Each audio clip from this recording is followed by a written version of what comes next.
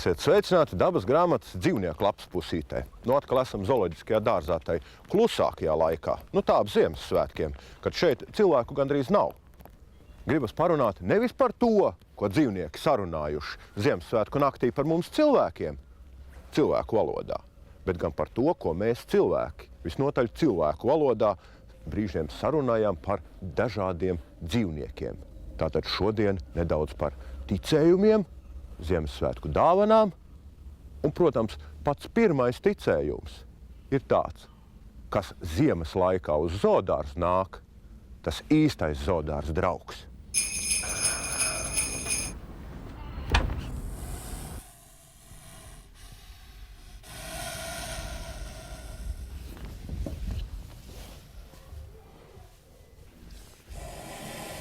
Diezgan daudz ticējumu ir par vistām. Rau viens skan tā un ir ļoti pamācošs. Kas vistai graudus rāda, bet nedod, tam acī iemetīsies mieža grauds. Bet par zosi es varētu teikt tikai vienu. Varbūt tāds ticējums. Kura zos Mārtiņus pārdzīvo, tā Ziemassvētkos nikni šņāc.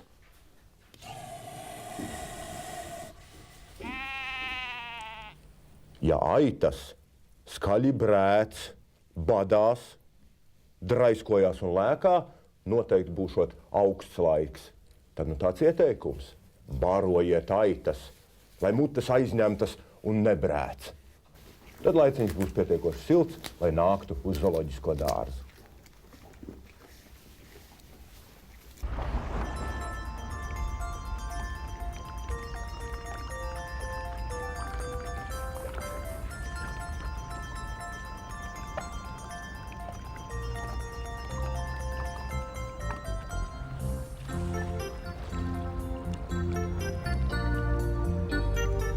Vai gan var iedomāties labāku Ziemassvētku dāvanu, kā jaunas mājas. Roņi ir saņēmuši vislieliskāko dāvanu – jaunu baseinu, kas ir tagad viņu jaunās mājas, ar attīrīšanas iekārtām, ar visām ekstrām. Bet neba paši apdāvinātie savu laimi tā uzreiz apzinājās un labprātīgi vecās mājvietas pameta. 3 pieaugušos, 200 kilogramīgos roņus ar ceļamkrāna palīdzību nācās varenos zvejas tīklos ievīstīt un cauri visam zooloģiskajam dārzam kravas mašīnā vest. Jāpiezīmē, ka satraukums valdīja visai liels, jo līdz šim roņi vienmēr bija netraucēti dzīvojuši 50. gados būvētajos baseiniņos. Tomēr labs, kas labi beidzas, un pēc neliela lidojuma veseli un nesavainoti, nevienu nesakoduši. 3 ceļotāji jau var plunčāties daudz plašākos un dziļākos ūdeņos. Pirmās pusdienas ronim jaunā pasaulē. Tomēr, kā zināms, Rīgas zoodārzā ir nevien šie 4 un 5 gadīgie pieaugušie pelēkie roņi. Ir vēl arī 7 drukni roņu jaunulīši, kam pat vēl 1 gada jubileja nav svinēta. Pavasarī atrast Latvijas pludmalēs, kā nošņurkuši nomocījušies mazuļi, tie kā jau visi no rokas izbaroti dzīvnieki joprojām ļoti uzticas cilvēkam. Diemžēl tikai ne tad, kad jāpārceļas uz jaunu baseinu. Tad pār pārēm tiek demonstrēti asie zobi. To kodieni nebūtu nav tas, pēc kā kāro zoodārza darbinieki. Kaut vēl bērni, arī šie roņi svarā jau dažlabu kopēju pārspēju. Šoreiz laimīgi iztika bez asins izliešanas un aptvēris, ka priekšā neredzēti ūdens plašumi, beigu beigās roņuks pats teciņiem vien metās jaunā baseina dzelmē.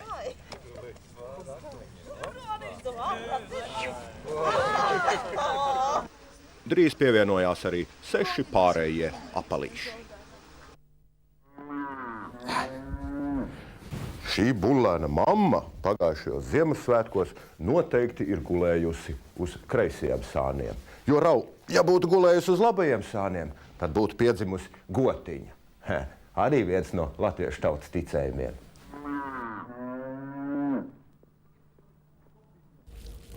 Viens no jaukākiem ticējumiem, kas zināms jau praktiski visā pasaulē, ir tas, ka Ziemassvētkos dāvanas Santa Klauss ved pilnīgi noteikti ziemeļbriežu pajūgos. Gan Āfrikā, gan Austrālijā, gan, protams, arī Latvijā. Nu, zoodārzā vienīgie ziemeļbrieži, protams, ir zooloģiskajā dārzā. Tā lūk ir Santa, un tas lūk ir pats Klauss. Un tā nu iznāk, ka ziemeļbrieži tagad ap Ziemassvētkiem ir bez ragiem. Vismaz ziemeļbriežu tēvi jau ragus nometuši. Bet lai nu šis ticējums, kas patiesībā sakot ir mazlietiņ pārspīlēts, lai nu tas paliek. Jo ir taču tik jauki, ka tieši ziemeļbrieži no tālajiem ziemeļiem, no purva tunturiem atved mums tās dāvanas. Dažs gan uz vecīti nepaļaujas un dāvanas sev sarūpē pats. Tak nevienmēr veicas līdz galam. Ak, muļķa kaķi, cirslīts tak nav pēle un rūkta tam garša. Rekā nu nelāgi sanāca.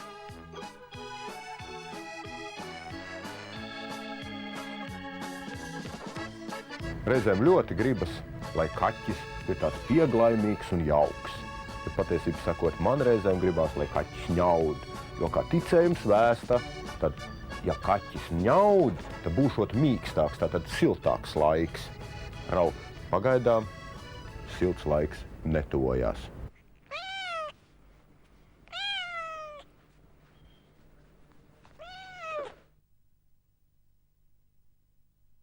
Un te nu vēl kāda, tiešām brīnišķīga dāvana Ziemassvētkos. Mazajiem pandām, Jingai un Jangai, jauna māja, zooloģiskā dārza jaunā pandu mītne, bet mums visiem Jinga un Janga, kā brīnišķīgi dzīvnieki, kurus var redzēt kā ziemā, tā vasarā, kā uz Jāņiem, tā Ziemassvētkos.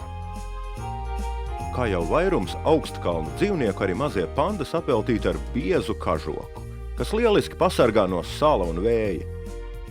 Zoodārzos šos dzīvniekus tur visai reti, un savvaļā Ķīnā šo jenotu radinieku atlicis tik vien 5 līdz 6 tūkstoši, jo strauji tiek izcirsti viņu dzīvē piemērotie meži. Un mēs varam būt tikai lepni par šādu iespēju aplūkot īstus pandas. Kaut galvenā barība šeit zoodārzā mazajiem pandām ir dažādi augļi, olas un paipalas, tie nenoniecina arī sazēlušo zāli. Līdzīga bambusiem tomēr ir.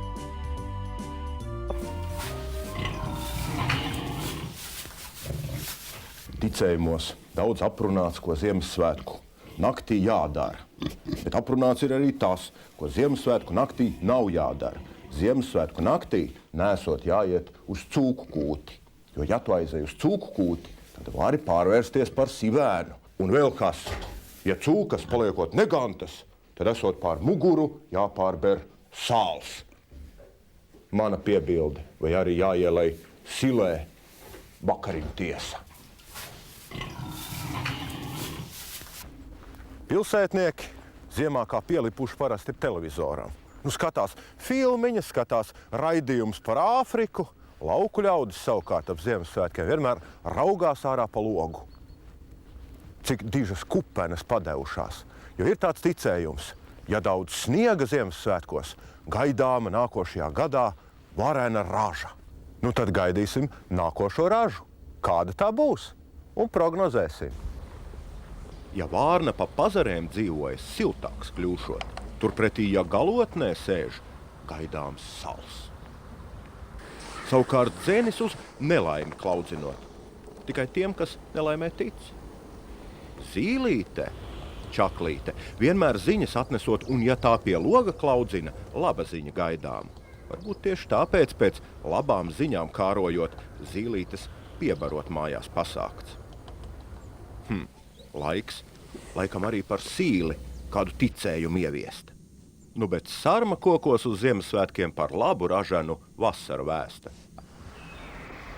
Mūsu senčiem laikam kukaiņi īpaši patikuši nav viss, jo ir neskaitām ticējumi, kā padzīt tarakānus, kā tikt vaļā no blusām. Piemēram, viens ticējums par tarakāniem. Ja māju apsēduši tarakāni, viens tarakāns Ziemassvētku vakarā jānoķer, jāapsien viņam melns diegs, un tad tarakāns jāiznes uz krustcelēm, jāpalaiž vaļā, tad visi tarakāni aizies līdzi. Turpretī nav neviena ticējuma par to, kā tarakānus un citus kukaiņus uz mājām atvest. Un tāpēc Rīgas zooloģiskā dārza tropu mājas kukaiņu ekspozīcijas ļaudis tagad domā dalīties pieredzē vai nē? Kā tad kukaiņus uz mājām atvest?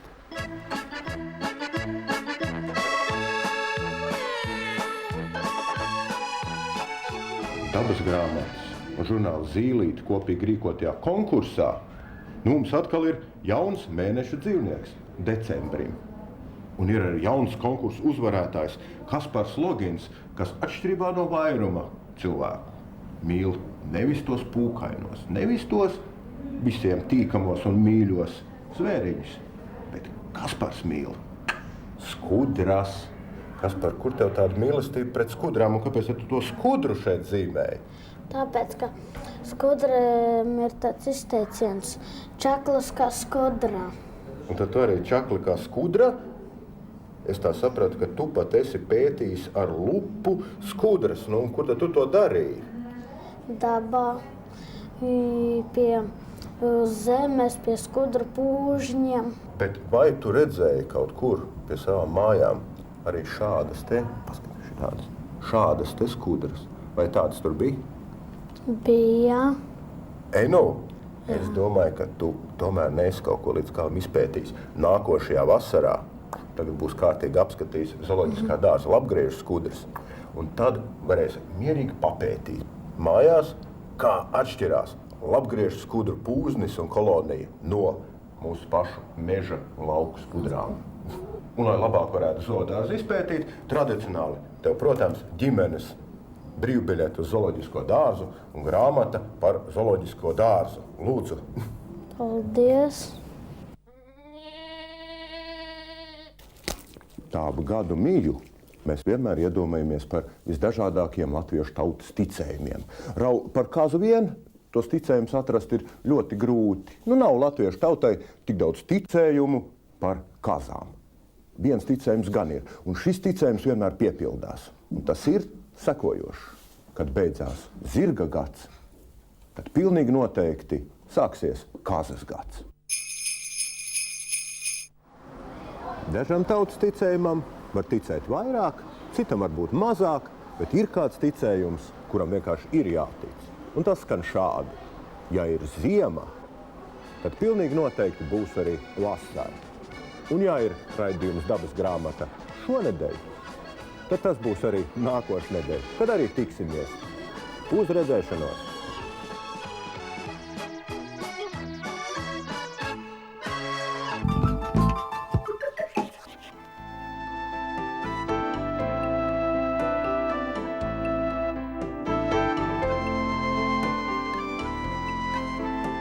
Mēs esam ārā no pilsētas. Un kā jūs domājat, kas tad šeit aiz tās robežas atrodas? Meži. Šie te meži, kas te apkārt, tie pieder pilsētas, varētu teikt, aizsargjoslai. Kā jūs, bērni, domājat, kas tā aizsargjosla tāda ir? Ko apsargā? Aizsargā dabu. Tā varētu būt zaļā zona, kur atrodas dabas pieminekļi. Es esmu diezgan zinošs. Tā viņš ir patiešām šī te aizsargjoslā. Viņā ir daudz dažādas funkcijas, viņa ietver. Tur gan sargā dabu. Tas par to zaļo zonu, tas ir iegājies vēl no veciem laikiem. Pareizi būtu, ja mēs viņu sauktu par aizsargjoslu pilsētā. Un tur pieder arī tie meži, apmēram kādu 5 kilometru viņi iet tā ap pilsētu. Un arī tie meži, kas Rīgā iekšā, tie arī pieder pie aizsargjoslas. Rīga jau ir bagāta mežiem.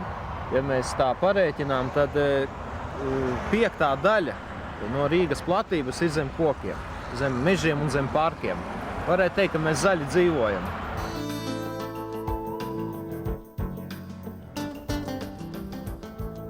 Kur mēs atrodamies? Mēs tagad iesim apskatīt meža aizsargjoslu, kas atrodas Rīgas domes Jūglas mežniecībā. Cik liela ir šī aizsargjosla par Rīgu? Šeit mēs redzam Rīgas apkārtnes karte. Un šī te tumšā līnija ir Rīgas robeža, šeit viss cauri apkārt. Zaļais, protams, ir mežs, un tiem, kam krāsainie televizori, te var redzēt, ka šis te sarkanajā krāsā, tie ir tad aizsargjoslas meži ap Rīgu. Aizsargjoslas platums ir kādi 5 līdz 10 kilometri ap Rīgas pilsētu viņi atrodas. Vai arī citās pilsētās ir aizsargjoslas? Jā, Latvijas likumdošanai pateikt, cik lielai jābūt šī aizsargjoslai.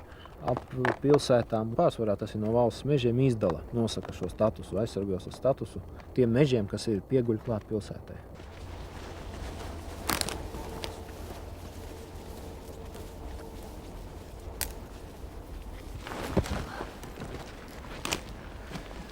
Kā jūs domājat, kas šeit ir darīts? Vispār nav koki. Šeit ir izcirtums.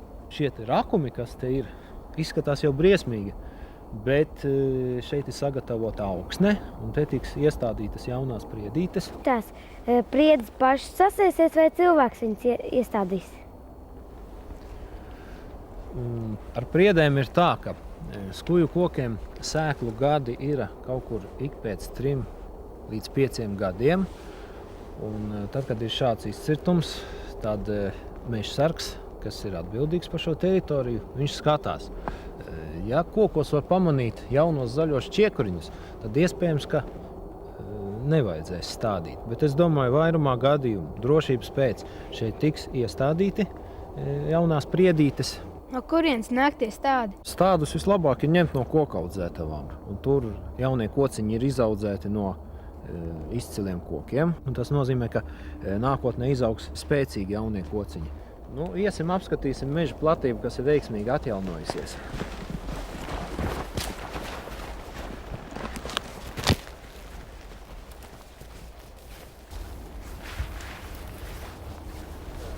Šeit mēs redzam veiksmīgi atjaunojušos priežu jaunaudzi.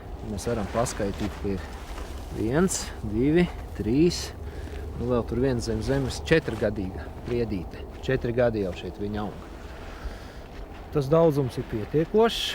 Šie te nozāģētie bērzi nozīmē, ka ir veikta atēnošana, jo šajā smiltī vislabākais koks, visveiksmīgākais, tomēr izaugs priede, nevis bērzs. Jo bērzam šī smiltiņa ir pārāk nabadzīga.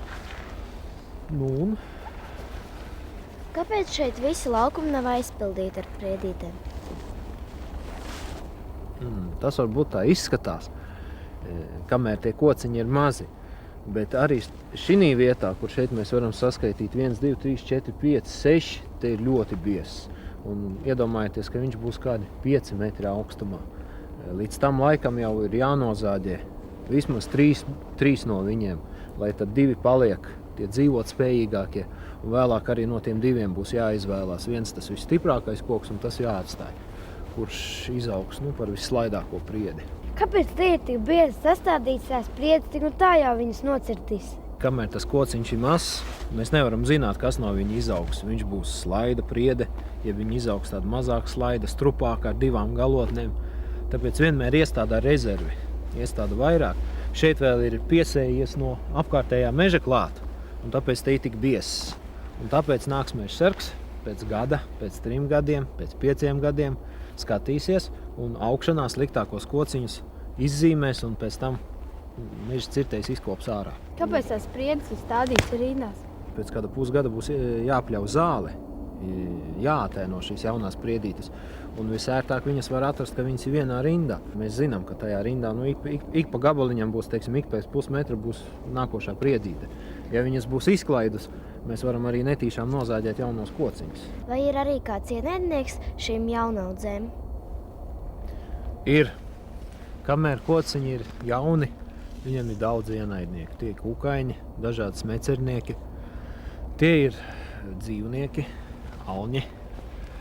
Alnim garšo šis te pēdējā gada dzinums, tas pats maigākā skujiņa, kur ir mīkstākā. Man pat izskatās, ka šim jau kaut kas ir bijis, jo viņam ir 2 galotnes, kā mēs šeit redzām. Tas ir neveiksmīgs. Tas nozīmē, ka nākotnē izaugs koks ar tādu tā kā žākli. Vai var aizsargāt no šiem meža dzīvniekiem? Var. Lieto dažādas ķimikālijas, ar kurām tiek apsmidzināti jaunie kociņi. Un tad alnim negaršo. Viņam nepatīk tā smarža. Un vairumā gadījumu viņš neēd. Bet ir gadījumi, ka tomēr alnis atnāk, paņem šo jauno kociņu aiz galotnes, izrauj ārā, patur mutē, sajūt, ka nav garšīgs, izšpļauj ārā. Nāk pie nākošā. Paņem mutē, izrauj ārā, atkal izšpļauj. Un viņš var noiet garā līnijā un būs izrauti kociņi un nebūs apēsti. Vai tas ir slikti, kad kokam ir 2 galotnes? Kokam pats vērtīgākais ir stumbra lejas daļa. Un, ja kokam ir 2 galotnes, tas ir lejas daļa stumbra, viņa ir īsāka, un līdz ar to tas vērtīgākais koksnes materiāls, viņš ir izniekots. Viņš aiziet 2 stievās galotnēs, un šeit lietkoksne ir mazāka. Un tīri ekonomiski raugoties, šāds koks ir, nav perspektīvas. Tad jau sanāk, ka dižkoki vispār nav derīgi. Ja mēs skatītos tikai no koksnes vērtības, tad tev būtu taisnība, jā. Bet mežā jau nav tikai šie lietkoksnes koki. Mums cilvēkiem jau vajag arī, kur acis papriecēt. Un šādos vecos ozolos, zarainos, kam ir 150, 250 gadi, tādas arī mēdz būt priedes. Viņu dobumos dzīvo daudz dažādu vērtīgu kukaiņi. Kukaiņi gan vērtīgi, gan ienaidnieki mežam. Tāpat šajos lielajos neparastajos kokos dzīvo dažādi putni, dobumos, ūpji, pūces. Un viņi arī iepriecina mūsu acis. Mēs atnākam uz mežu, mēs redzam, kaut kas neparasts šeit aug. Kur zīme? Tur, kur ir zīme, tur nedrīkst mest atkritumus, bet vai tad tur, kur nav zīme, tur drīkst mest atkritumus? Ļoti labs jautājums. Nedrīkst jau. Jūs jau paši droši vien labi zināt, ka nedrīkst nekur. Te ir tāds skaists ezers, cilvēki brauc. Droši vien vasarā, arī ziemā, varbūt kāds paslidot, ja biezāks ledus. Un ir visādi cilvēki. Cits aizved aiz sevis tās netīrums, kas pēc viņa paliek, cits ne. Kurina ugunskurus, cep desiņas. Un ir jau neapzinīgi cilvēki, kas šitā piemētā. Un vispār tā ir tāda liela problēma ap pilsētām apkārt, jo cilvēku ir daudz. Un atkritumus, lai aizvestu uz izgāstuvi, tur atkal prasa naudu. Pavelti neviens neņem pretī. Un lētāk ir, varbūt viņam pat tuvāk pie mājām ir atvest un izgāst mežā. Cik ilgi tie atkritumi tur stāv? Viņi nav apauguši ar sūnām. Es domāju, ka viņi kādu pusgadu stāv tur. Bet kāpēc tad neviens nav aizvācis tos atkritumus? Ar tiem atkritumiem ir tā, ka viņi pa priekšu ir jāatrod. Un nav jau tik daudz mežsargu, kas varētu pie katra ezera stāvēt. Tas, kas atved izgāzt tos atkritumus, viņš ved pa tumsu, viņš ved tā, ka neviens neredz. Tad viņš tur klusītēm atstāja un aizšmauc prom. Un paiet kāds laiks, kamēr mežsargi atrod, piezīmē, ka šeit ir tāda kaudze. Un kad, teiksim, tādas kaudzes uzrodas vairākas, tad sūta mašīnu un tiešām krāmē iekšā un ved projām. Un vieglāk jau būtu nemest. Tad nevajadzētu mums šeit nākt un skatīties uz tādu nepatīkamu skatu. Un tiem cilvēkiem, kas ierauga, pamana pirmie, tad uz zīmes ir telefons, var zvanīt un ziņot mūsu mežsargiem. Bet droši vien tie cilvēki, kas to met, droši vien vairs nekad neatgriezīsies šo ezeru, jo viņiem jau arī nepatīk, kur viņi sauļojās vai peldās, kaut kāda atkrituma tur stāv.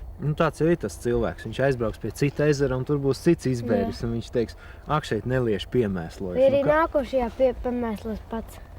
Droši vien, ja viņam tāds raksturs, tad viņš tā varētu rīkoties, jā. Te mēs redzam jaunās eglītes. Vai šīs eglītes sastādījis cilvēks, vai viņas pašas izauga? Viņš šeit dabiski uzaugušas un tāda skaista līnija mežmala. Kāds taču var apdraudēt šīs skaistās egles? Tev pilnīgi taisnība. Šīm eglītēm tiešām tagad nāk jaunais gads, arī Ziemassvētki. Un tas ir tas laiks, kad eglītes tiek cirstas, bet šī tā vieta, kur mēs zinām, ka katrs drīkst nocirst vienu eglīti, valsts mežos, privātos nedrīkst. Un šī tā vieta, kur eglītes drīkst cirst, tas ir stigas, aizaugušas robežas, grāvju trases. Man likās slikts darbs ir nocērt koku. Te vajadzētu skatīties tā, kurā vietā viņi cērt. Atceries, mēs bijām iepriekš tajā jaunaudzē, un ja tur būtu jaunās eglītes sastādītas, un tur tiešām kāds aiziet un zāģētu viņas priekš vēlāk, lai pilsētā pārdotu, tas būtu ļoti slikts darbs. Jo daudzi gadi paiet, kamēr šis te jaunais kociņš tiek dabūts līdz 1 līdz 2 metru augstumam. Bet šī vietā tas tieši labi, ka viņi tiek nozāģēti. Ko jūs šodien jaunu uzzinājāt pa meža aizsargos? Ko es jums stāstīju? Mežus nedrīkst piesārņot. Meži ir jāatjauno. Šajos mežos nedrīkst cirst bez atļaujas. Jā, bez visiem jūsu nosauktajiem noteikumiem nāk vēl papildus ierobežojumi šajos mežos, kas ir aizsargojos ar pilsētām.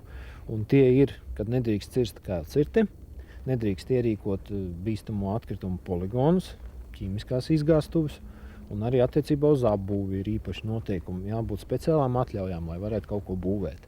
Kāpēc aizsargjoslas ap pilsētām ir izdomātas? Šī aizsargjosla pilsētām ir vajadzīga, lai nodrošinātu mūsu labsajūtu, uztvertu godīgos dūmus, kas nāk no automašīnu izpūtējiem un no rūpnīcas skursteņiem, arī putekļus. Šie meži apkārt kalpo tā kā buferjosla, attīra gaisu.